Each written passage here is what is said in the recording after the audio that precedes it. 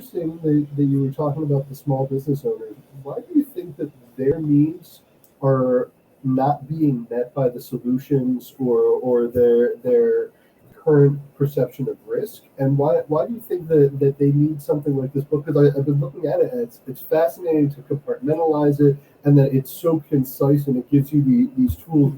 Why do you think that these are so essential for SMBs versus enterprises that might have this kind of more? Because there's this idea, and it's fair enough that the enterprises have the big bucks to put behind the investing in tech and training and all of that, and the smaller businesses don't. But the reality is, as time goes on, the SMBs are realizing their targets, not because of their size, but because of their vulnerability and the data they hold. So it doesn't matter big or small. So they're realizing that what's happening is a lot of the small businesses that are attacked go bankrupt in like 6 months.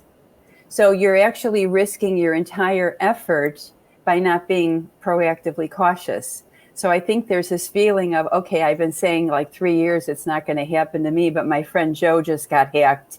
So now I'm getting nervous. So that's where I think like it's coming. COVID getting closer to you. I didn't make that analogy, you did.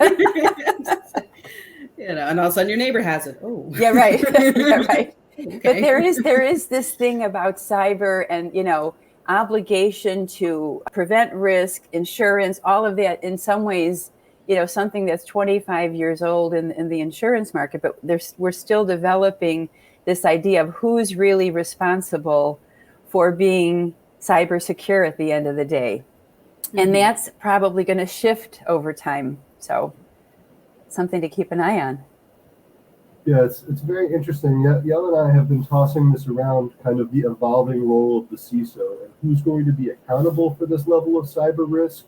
And then on the other end, what are the other elements of their job that are just as essential? You can be aware of it and you can be accountable and you can lose your job, but where are the cyber education and awareness factor? Where is motivating the C-suite to be able to prioritize it so you have both a budget and top-down pressure to be able to make it work?